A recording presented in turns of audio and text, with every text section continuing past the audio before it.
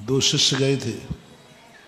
एक ने शिष्य ने कहा, गुरुदेव कल से बुखार आ रहा है और 2 दिन से अंतराय भी आ रहा है, थोड़े चक्कर भी आ रहे हैं।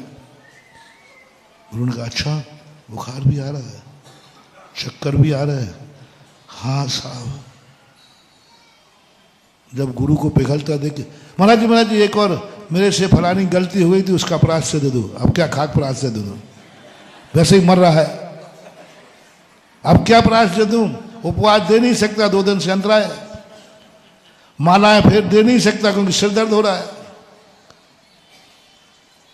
तो महाराज कहते अब क्या दूं?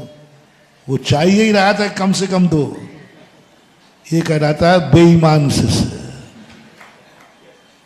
अब देखना दूसरा शिष्य जो ईमानदार था, मूलाचार की घटना है, मूलाचार में लिखा हुआ है, वो गया, बोले महाराज जी को मालूम चल गया कि हमारे अंतराय हैं, हमें बुखार आ रहा है, तो एक कम प्रायश्चित देंगे।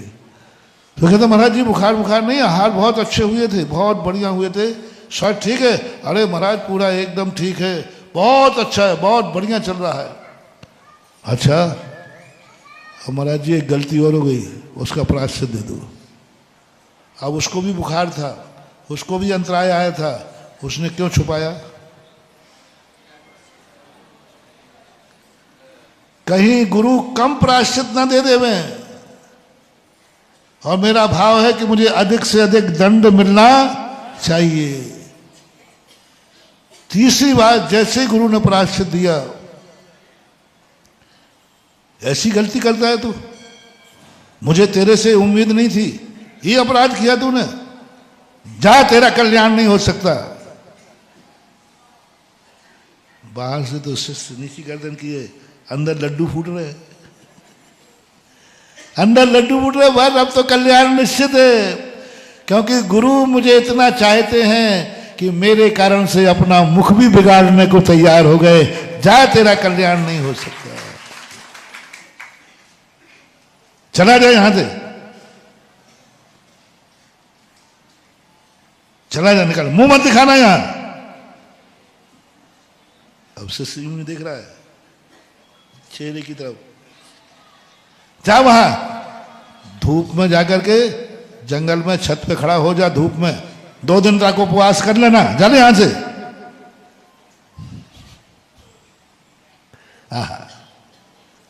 धन्य हो गया गुरुदेव। आज ये कठोर शब्द मैंने दुश्मनों के मुख से हजारों बार सुने, आज गुरु के मुख से धन्य हो गया। दुश्मने तो लाते पता नहीं कितने बार मारी होंगी, आज गुरु की लात खाके दुश्मने तो ना जाने कितने बार पापी दुष्टि मार, धन्य हो गया। और इतने आनंद भाव से जाता है, इतना आनंद भाव से, उसको इसका कोई धन्य हो गया, आनंद आ गया, और जाकर धूप में बैठकर खड़ा हो जाता है 2 दिन का उपवास लेकर, आनंद उठ रहा है। अब आगे की घटना सुनना, चमत्कार सुनना। गुरु महाराज, वो शिष्य था, अपराधी था, ओहो इसको मैंने इतना डांट दिया, प्रायश्चित दे दिया, इसके बावजूद ये नमोस्तु करता रहा, धन्य हो गया गुरुदेव, धन्य है, जय हो जय हो। इसके मन में क्लेश नहीं आया, ये तो अभाग्य मान रहा है, मेरी गाली को अभाग्य, मैंने पापी कह दिया तो भी पैर पड़ के गया। ओहो, तुरंत गुरु महाराज पीछे उठाते हैं, और जहां शिष्य को, उस अपराधी शिष्य को सजा दी थी, वहां जाकर के वो तो ध्यान में बैठ गया, आनंद में डूब गया, वो धन्य हो गया। उसकी गुरु महाराज उस अपराधी शिष्य की 3 प्रदक्षिणा लगा करके नमस्तु करके आते हैं।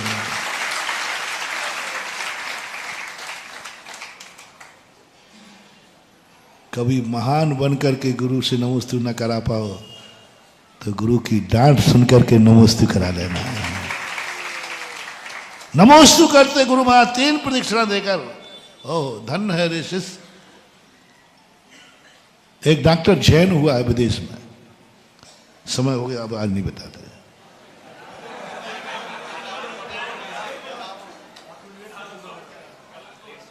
उसके यहाँ कोई शिष्य बनने जाता है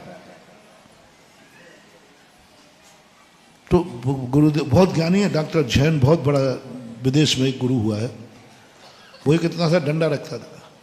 जैसे तुमने कहा गुरुदेव मैं आपका शिष्य बनना चाहता हूं, कुछ नहीं सुनता, दे डंडे, इतने डंडे गिनती नहीं, सिर में मारे, यहां मारे, जहां देखो मारना, 10-25 डंडे, जब तक उसका हाथ नहीं थके या डंडा नहीं टूटे छूटता ही नहीं।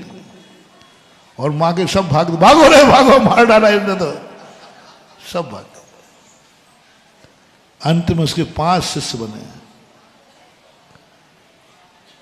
घटना सुनना, डंडे में सीधा, तुमने कहा नहीं कि मैं तुम्हें गुरु बनाना चाहता हूं, और मुझे सो, और वो डंडा रख करके जम के ऐसे मारता था, दुश्मन भी इतना नहीं मारेगा, जम के मार, सब भाग जाते थे। मार कौन खाए?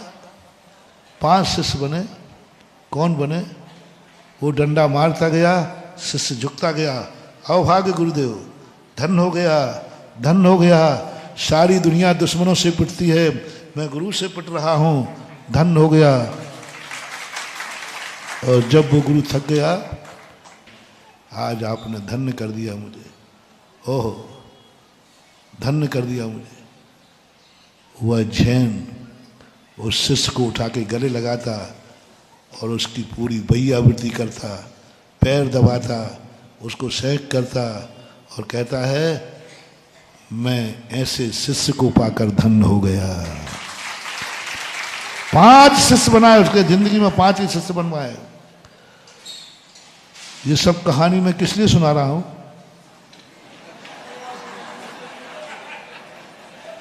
सुन रहे हो रे सागर वालों? इसलिए सुना रहा हूं कि अभी कुछ नहीं बिगड़ा, अभी 2 दिन, कल वहां 2 दिन बाकी हैं, और नहीं तो तैयार करके रखो अपनी अपनी पीठें, और प्रवचन के बाद लौट के जाओ तो घर में रखो हल्दी चूना, आओ नमक की पुटरिया सिकाई के लिए। महाराज जी ऐसा करोगे तो सब भाग जाएंगे, हमें कोई डर नहीं, 5 तो बचेंगे।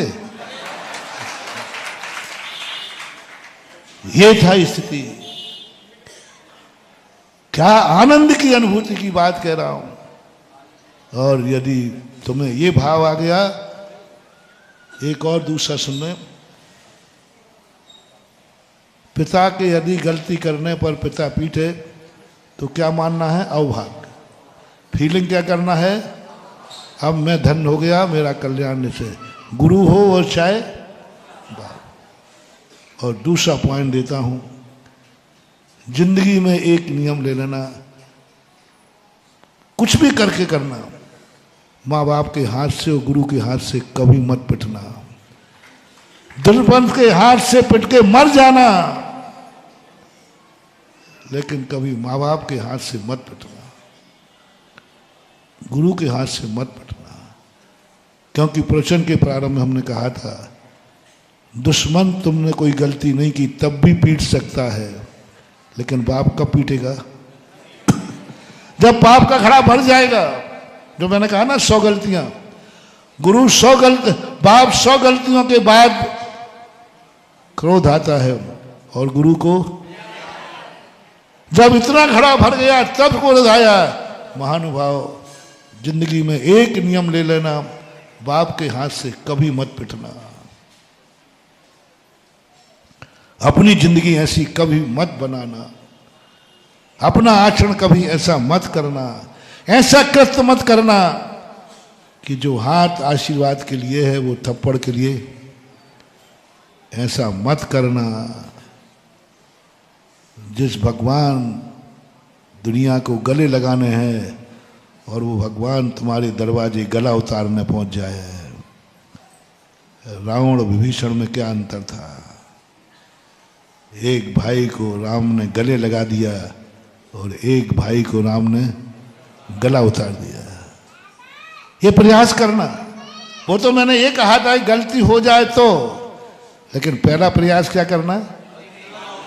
ये गलती मैं नहीं करूंगा क्योंकि मुझे मम्मी पापा का डर है, मैं उनके हाथ से नहीं पिटना चाहता हूं। जय जलीन दोस्तों, अगर आपको मेरी वीडियो अच्छी लगती है तो प्लीज़ मेरे चैनल को लाइक, शेयर, सब्सक्राइब करिए और इसी तरह से अपना प्यार देते रहिए। धन्यवाद।